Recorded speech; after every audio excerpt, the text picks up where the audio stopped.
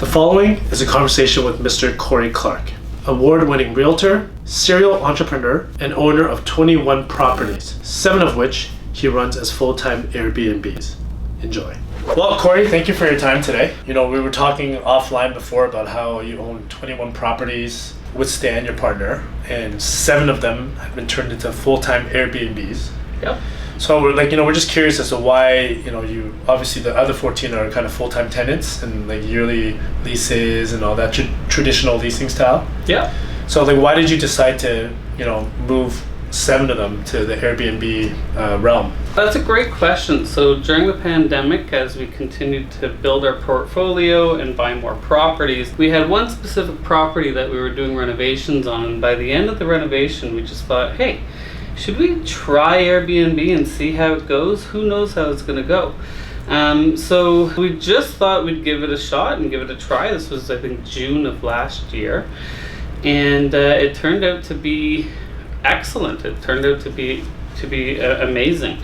So there's benefits of doing Airbnb. There's benefits of doing the long term as well, and we find that Airbnb kind of outweighs it. And the number one best thing about it is the money. You get way more money doing Airbnb. It is way more involved, but yeah. So one of the reasons that we decided after we did the first one and it worked is the money, number one, and number two is when you get tenants, long-term tenants, you're stuck with them.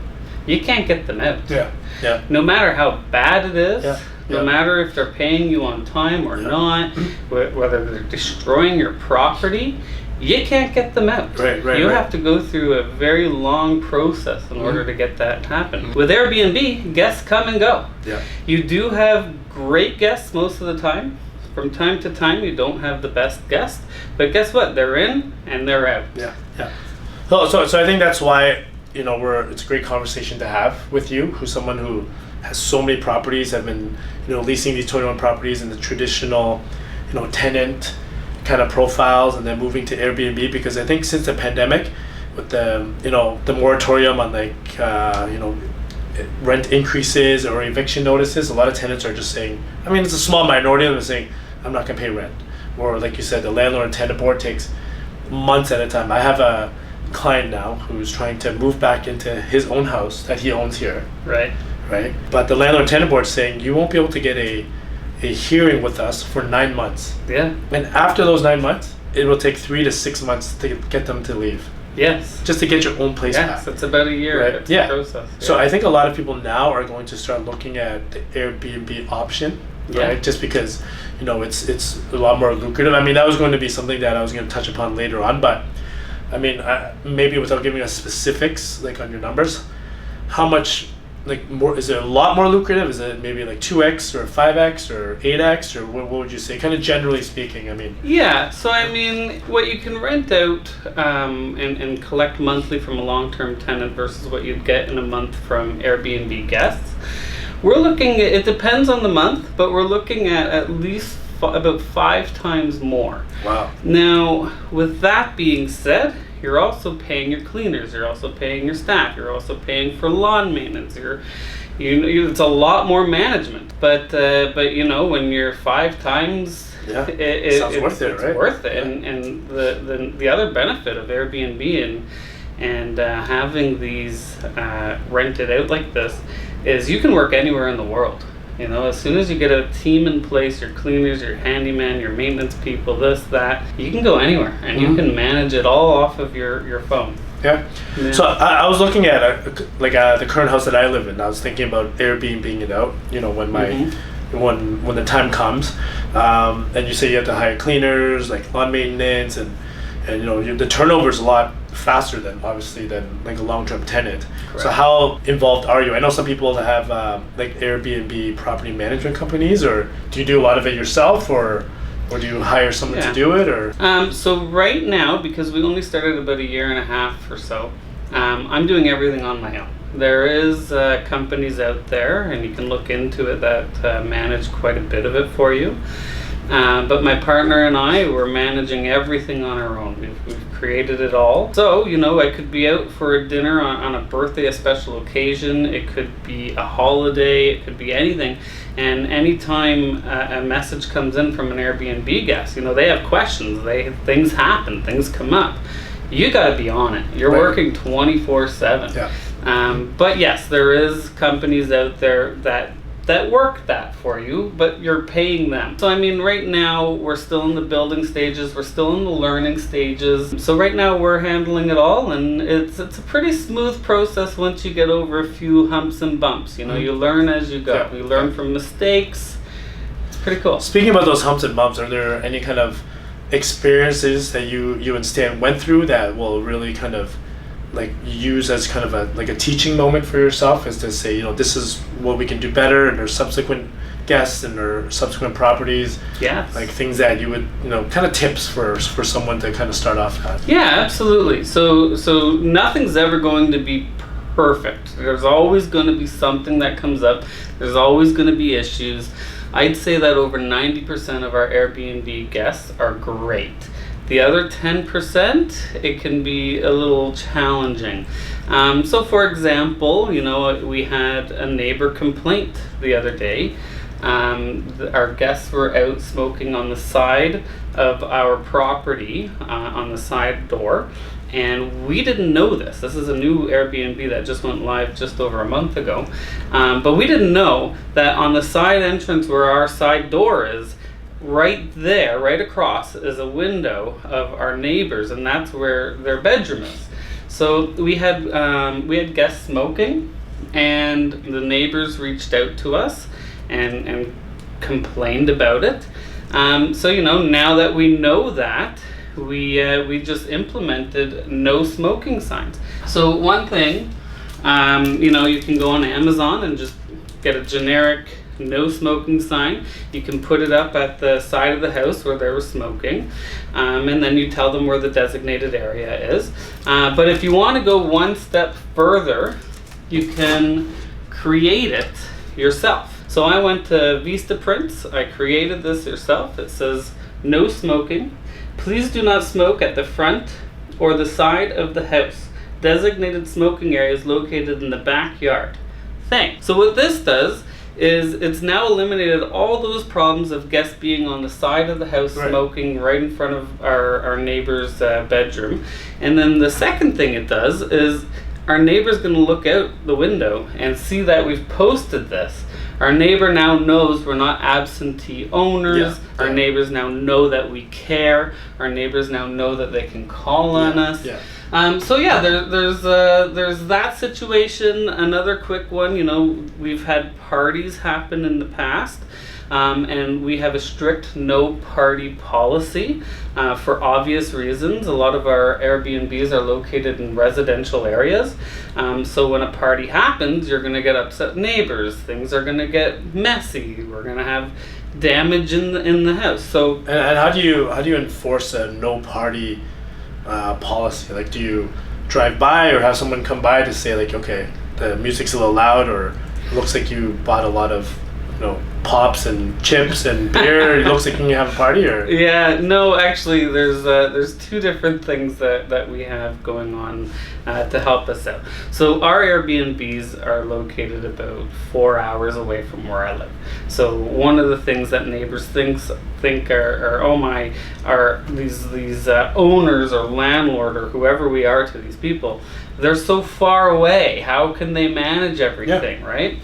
So first of all, we have people. We have people on staff, people who I can call on and help us out. The second thing is to enforce our Airbnb rules. One thing that I do is I schedule a message at 12 p.m. on check-in for that guest. And I don't give them the access code. Check-in is at 4 p.m.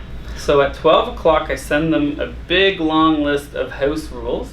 And I say, in order to gain access, I need you to confirm that you have read, understood, and shared these house rules with your guests. Once you've done so, we will then give you access. So what that does is now the organizer of this party, maybe this is somebody who is throwing a party, now they know, now they're not getting access unless they confirm, so that's one thing. And then the other thing is, and what that does is if they're throwing a party and they've now had to confirm that no parties allowed and all the other rules, they're now going to say to their guests, hey guys, just so you know, we got to keep it a little bit down, hopefully. Well, they'll know that you guys or the hosts are, are pretty mindful yes. of, they're not watching, but they're mindful of something going on here, right? Like, exactly. And one thing that I also do in that message is, I say, thank you very much for respecting the neighborhood and the quiet community that our Airbnb is located in. Right. And as soon as you say that and they break these rules, they're going to start feeling bad, no matter who you are, of course, right? So just the verbiage, the words that you use, and then there's one more system that I'd love to share with you. It's called Minute, M-I-N-U-T. So there's a system called Minute. And it looks like a little smoke detector. It's a little white thing, and you just put it on the ceiling. And what it does is it monitors noise levels. If it goes above a certain decibel level, we get notified on our phone. Our phone has an alarm. It'll wake me up at 3 a.m. if it gets too loud. The other thing is it monitors how many people are connected to the Wi-Fi. So if you have if you have 25 people connected to the Wi-Fi, we're getting that alarm saying, hey, large crowd risk. Oh, and then you can send them a message. Exactly. So what that does is, it doesn't happen all the time at 3 a.m. Sometimes it's, during the day or whatever. You get to get an idea of, oh, there's a lot more people there than they had said. But as soon as that alarm goes off, before neighbors are calling me, I'm already on the app. I'm already calling the guests saying, hey, listen, there's a noise complaint, even though there was no noise complaint. But we're nipping it before it gets bad.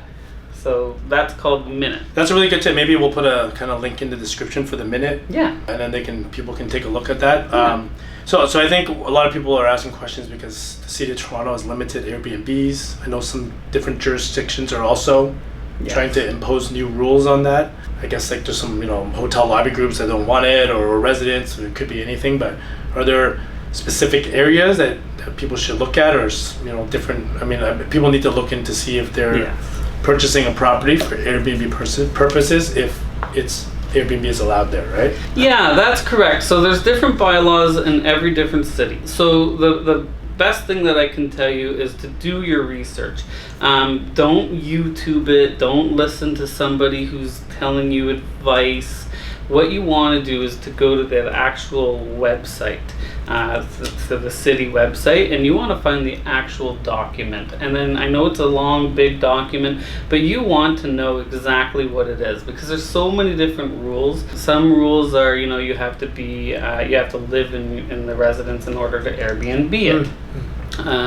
Some are you can only Airbnb it for half a year, and the other half of the year you can't. So that's my advice, is to go to the actual website of the city that you're looking. So if you were looking to purchase for Airbnb purposes, you're going to want to do your research before you do that. Right. That's a good tip. Yeah. So last question. I mean, 7 out of 21 are Airbnb units now. Do you think you'll convert most of the other ones to Airbnb, or kind of keep it this way, or? Well, I will tell you, it's a lot of work. Yeah. It is a lot of work. Think of everything that you own in your house. Couch, beds, sheets, cutlery, everything in your kitchen, mugs, everything. All of it. When you're doing this, it's a lot of work. You're going out and you're buying rugs, like everything. So it is definitely a lot of upfront work. So I think we do plan, depending on the locations of our current properties, if we're allowed to run an Airbnb properly in that city, as soon as the long-term tenant moves out, you bet it. Okay, we are definitely going in and furnishing, renovating, doing what we need to do. and it will definitely, we will continue the Airbnb Well, short term. I guess like, you know, one of our first questions was how lucrative it is. If it's 5x, then it makes sense just to do it all. So okay, perfect. Yeah. Thanks, Cory. Maybe we'll put your information in the details at the bottom. If people have more questions for you about Airbnb, you can give them some advice on how to become like a super host and all that too. So okay, thank you so much for your time. Sounds good. No Thanks, problem. guys. Thanks for having me.